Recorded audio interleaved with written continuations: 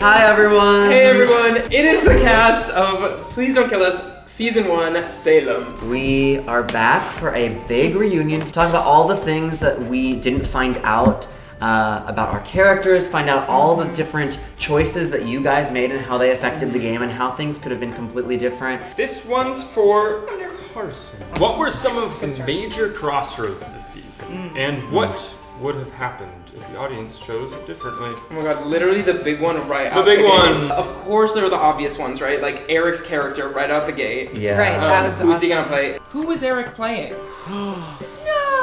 You have two characters? That would have been so major. Yeah. Then there's also, of course, Petunia coming in when That was we were like, major. does someone Oh, walk yeah. in? Yeah. Jack Dendinger! If they voted like no one comes in, would we have just never seen? Right. Like, Literally, Jack Dendinger would doesn't not have play been the a part game. of What? Oh my That's god, amazing. that's so crazy. I'm wondering about Ma, who like there was a little girl was the other side. Oh, yeah. That's one of the major ones. So the audience chose whether a young girl or an old woman was the person who screamed. I dropped my crabs! And they were sort of two completely different tracks. One of them was this comedic track of the old woman, of Ma, who has dropped her crabs. But the young girl was actually going to be Jenny being carted off to prison. Oh god. So it was going to be this really dramatic Way dark. moment, a really dark moment. Holy where, shit. Where also you guys could have Gone straight to the I mean, you to the didn't, courthouse. obviously a huge one would have been now, when I just asked the audience now about Tierney Black coming in. Yeah. Yeah, that was good. There was a world Fully where, served us.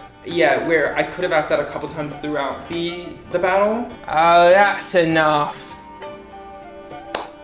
And a black cat. No! But if they would have refused that multiple times, I don't think Tierney Black would have come in, which means you guys probably would have died. Yeah, TPK. Yeah, we were not doing that well. On the edge. Yeah. We're not doing Roll a No. roll up. I had a question. Was Eliza's husband? There was a crossroads where it was like, does he hug her? And I think they said no. That's Right. right, yeah. If he had hugged her, was that a big chomp? It was a big chomp, yeah. He would have bit you. Damn, that would have been rough. Yeah, I was really proud of the audience for that one. I was like, Yeah. you know, Audience. I feel like a lot of times, like, Yeah. an audience can be like a more is more situation because they don't Right. they don't feel the consequences of that. And I thought it was like a really beautiful example of like this audience actually feeling like they care for the people involved. Right. I thought it was Protecting really, you, really yeah. awesome. That's Yeah. true. You're up. Into the hat. Jack. Okay. Yeah.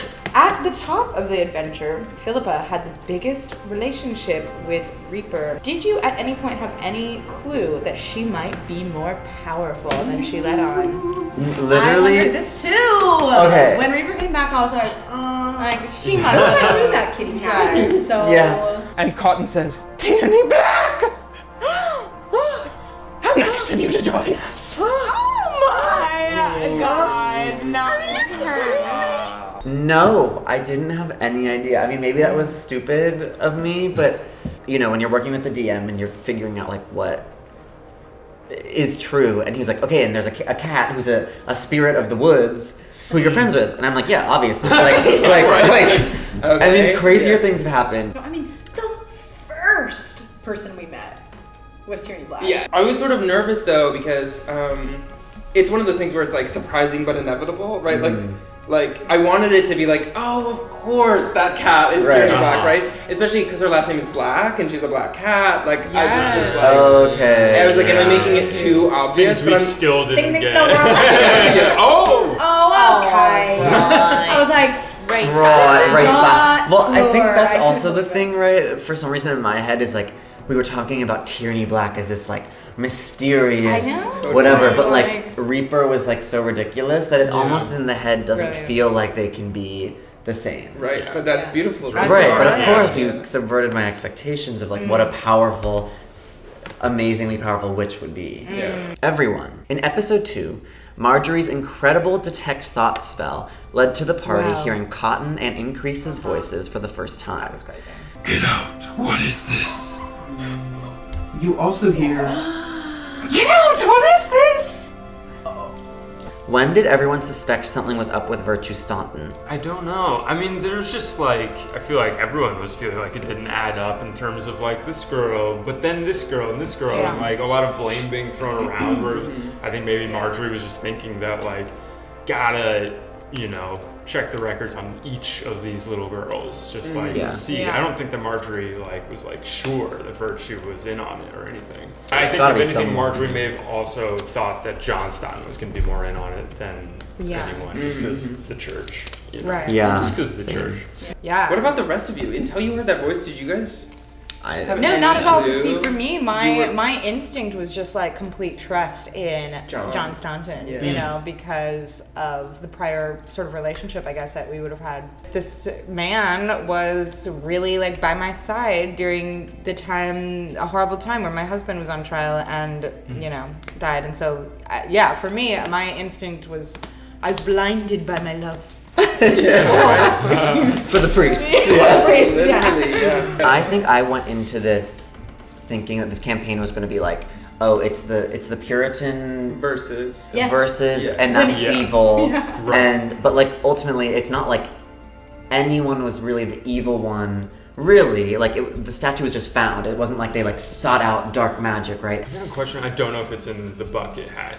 About Daniel. If there's anything about Daniel in there. Okay. Well, yeah, it's interesting. So Daniel was just he was just trying to become like a good Puritan man, which I think has a lot to do with your backstory and stuff like that.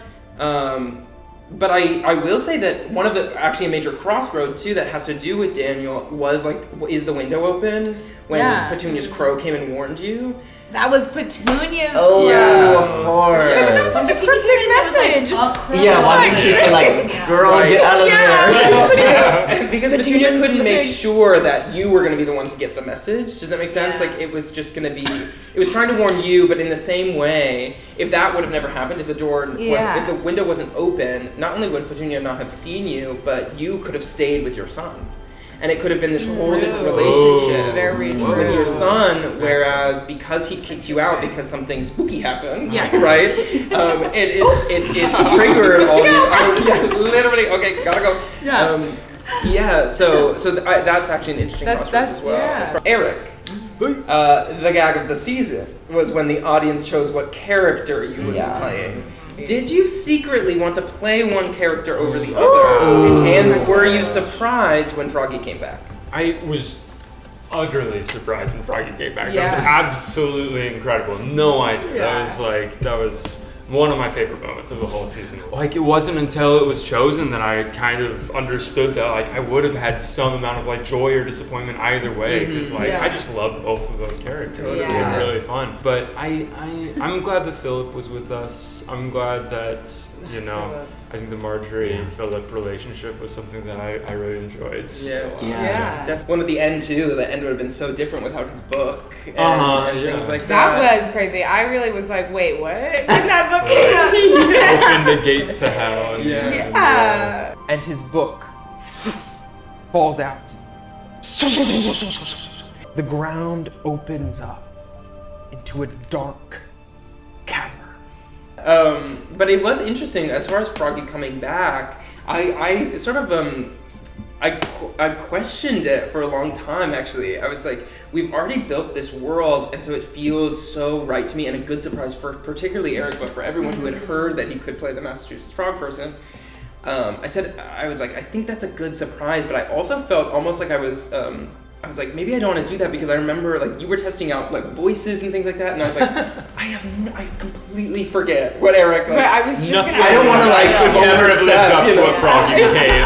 Froggy was MVP. I want to know, how would you have done the voice for him? It was full of just Geico Gecko was my idea. Australian? It was like just Australian. I would totally see that. Like skinny, but like similar in terms of just like truly the oddest ball there is. Right. And it would have still been a thing of like, I need to go to Ash's Whately Farm, but in Froggy's case it would have been, I gotta go drink some milk. Drink that milk. Right. Straight from the source. Stuff. If I had been chosen to be Froggy, would Marjorie have made an appearance as an NPC?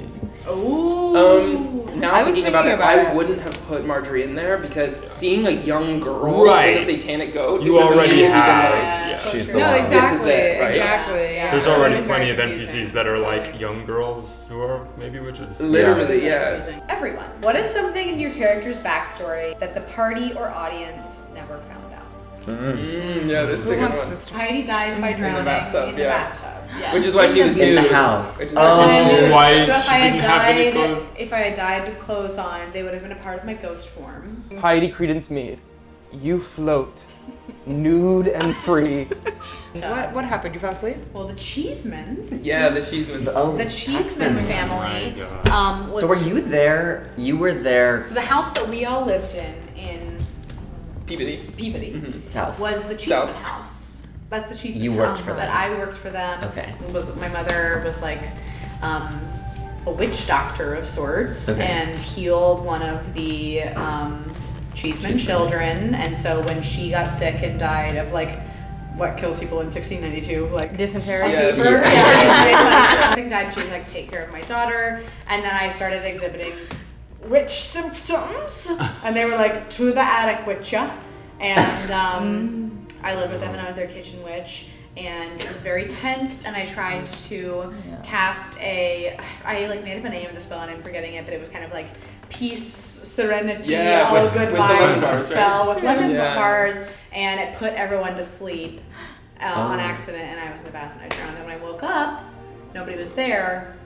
So I went back Paxton later on. Probably fell asleep at the kitchen table and woke up and were like, witch in the house! And that's exactly, Yeah. from my perspective, when we talked about that, I loved the sort of unknowing of that, so I could bring in someone like Paxton. From my perspective, it was that they woke up and simply knew that they had been asleep for dust on their clothes and things like that, and they were saying Right. like this Sleep is the spell. last straw, and they Let's went up strike. they went upstairs, saw you dead in the bathtub, and said, okay, we gotta go. Oh my god. Time to go. Let's leave her. Leave her Let's body. leave her. Leave her body. I remember being a little disturbed when you said naked as the day she died. Oh, right. Right. You're like, Right. whoa, Yeah. what does that mean?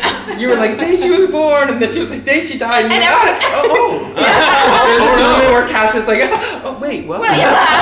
Finally in Through- the box. Naked as the day you were born. Just as the day I died! Pour through the dirt. Okay, so Philippa Bag. I'm Goody Bag is why I came up with the name. Ooh, that's good. Goody Bag. As you all know, my husband died. Yeah. In a fire. You mentioned a few times. He died in a fire, but he didn't really. So I was a lesbian secretly. Once again, your backup. And then we kissed.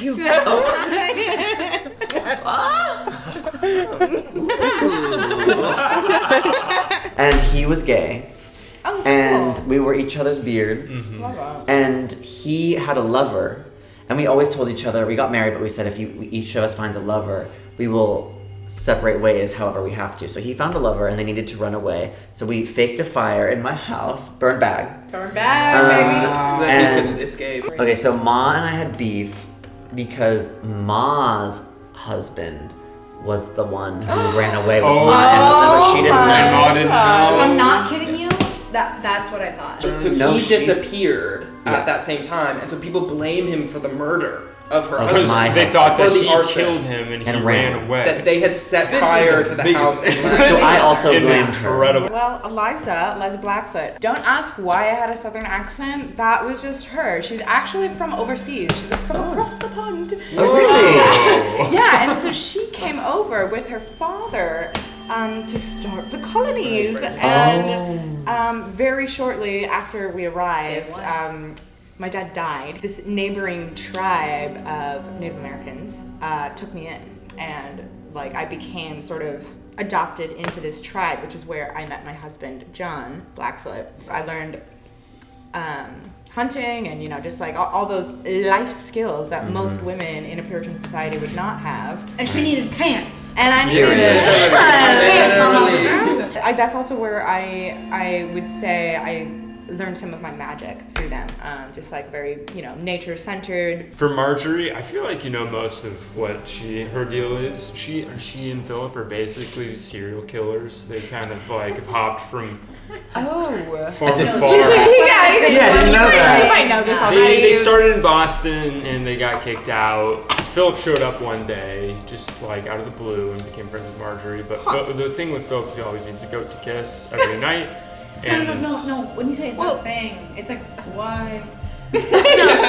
all that Marjorie knows and all that I know is that something bad happens. For me, Philip is a messenger or sort of a totem from the hells. Mm-hmm. I imagine him as sort of like is it Karen? Karen, the sort of like the messenger in like, in like Hades. I'm getting emotional. Who like can open up this gate to hell, and it ended up that Philip was able to do that for the good of the party. But I do think that he'll open a gate to hell if he doesn't get his kiss. Macy. What was it like being relatively new to D&D and going straight into streaming with an audience? I think I had a really privileged experience of having like a very all-in D&D experience. And we were all very excited for it too. Like I feel like I got to really enter this world and also because you guys had spent so much time, building this world, you guys had spent so much time building the setup for us to just like kind of come in and enjoy and not be worried about like the chat or and I only have my experience, but I imagine it was not that different because in a lot of ways I just showed up and like got to experience a world and it was so fun. And you totally forget about like the streaming aspect of it, There was so much care put into it that I did get to just like forget about the streaming and just enjoy. And I think it really does also just encourage like anyone that hasn't ever played the game before, like it's really a lot more accessible than I think people think. And it's just really about just saying like, you know what, trust, we'll figure it out. And like having the agency like you had to just say, you know what, I'm gonna make a choice right now. I don't know if it's the right choice or the wrong choice, but I'm going to make a choice. Even episode 1 to episode 4, I was thinking about this the other day. Like I learned going from episode 1 feeling a little more nervous and feeling like, can I do this thing? Like kind of more asking to being like, I'm gonna try. Exactly. And learning that it is like just play. Like the whole point is just play and try and then trust your DM to tell you no. Exactly. And I would say that that's actually something that I love in new players too, is that like new players a lot of times once you get past that sort of nervousness or that like fear, new players are not afraid to be like, okay, I'm gonna cut them up in 6 pieces, throw them up into the air and then kick them, whereas like I think that sometimes the more that you do it, like sometimes you can get bogged down in like, well, this is slashing damage, so I'm just gonna slash them right in the side. I think new players often have this beautiful imagination, and which is something I totally experienced with you. There's a couple things where it's like, I don't know what kind of damage this would be. I don't really know what I'm trying, but I want to do this, so you figure it out. What secrets about Salem or Honesty's disappearance did we never find out? Honesty Wheelwright, Virtue Staunton did find the statue, and was possessed by these demons. John Staunton made a pact with Conan and Increase that the demons would leave Virtue's body if they were demanding a witch's soul, and so John, as a religious man, he did that shit. No, he did. He's kind of a snake. So John and Virtue were at first thinking like, okay, how are we going to get this witch's soul? Obviously, Virtue sort of half speaking to him as Conan Increase, half as her daughter, his daughter being scared, and they concocted this plan where her best friend, instead of actually trying to see one by one if these girls were witches, they would hide or make disappear the most famous girl in town, the judge's daughter, and it would begin a witch hunt that they wouldn't have to do. That the town would do a witch hunt, making witches rise to the surface so that they could find a witch. Holy shit. And part of their thought process behind that too was that honesty, although it was fucking crazy that they hit her below the thing, it would actually keep her safe because she wouldn't be accused. And so so that what happened is they invited her over for dinner. They obviously made her pass out, hid her. I woke up here. I have no idea how I got here. Did you have something to do with it? And in order to Obviously, somehow. in order to make that not suspicious, Virtue put on her cloak and walked out the house so that people wouldn't be like, well, she walked into that house and never came out. So she put on her cloak, she walked out. Obviously, Annabelle Hobble saw her walking out of the house and was like, Honesty, where are you going? But she didn't want to see her face, so she walked into the woods. Where she placed the cloak onto Tierney Black's grave. What's interesting, and I would say the main time that you're going to figure out a lot of this information, and I kind of love that it didn't happen, but was at court. If we had gone to court. And yes. Court is in session. Oh, I'm scared. The court was going to reveal a lot of, not only about what happened when the demons revealed themselves in the court, but everybody that had seen you and given you a suspicion point was going to actually take the stand. Daniel was going to testify against I you. fucking hate my kid, man. Fuck him. Yeah. That would have been very interesting, though. That would have been a really cool kind of wish we weren't. I know. Well, and Honesty sort of forgot what happened to her. Obviously, they had altered her memory, and so my plan there was that if you guys actually did end up going to court, it would be this sort of persuasive, literal battle, a battle of words between you trying to convince Honesty. Now that you feel like you know what's going on, and Virtue might have stood up and said something that you were like, "That's a lie," you know. It was going to be sort of this persuasive between her best friend and these strangers, but that make a really good point. That's and really that cool. Are sort of waking her up to what actually happened. And I don't know what would have happened, but she might have either sided with you or sided with her. That would have been really interesting, yeah. Really cool. So Maybe a special feature. We go to court. Deleted scene. Kat, is this the first time you've played a character who has had a child with them? Did you find it helpful or a hindrance to take care of someone during the adventure? Yeah, this is the first time I played a character with a child, 2 children, no less. I think, when it's like, oh, this is my child, and you're coming at it from this, like, very maternal place, like, you don't want to be putting them ever in harm's way. Yeah. You don't ever want them to have to fight your battles for you. I would say she was difficult to have around, but it was really nice to pass her off to Philippa As our children book club at the church, and then having her with Froggy. Passed her off to Froggy. She was and Philip, the goat, had her for a little bit. Froggy, what are you doing today? Nothing says babysitting. Everyone, what drew you to playing your character, and what was the development process like for that? Philippa bag, goodie bag. I was like, all right, done. Yes. And then I was like, I'm gonna be an old crone.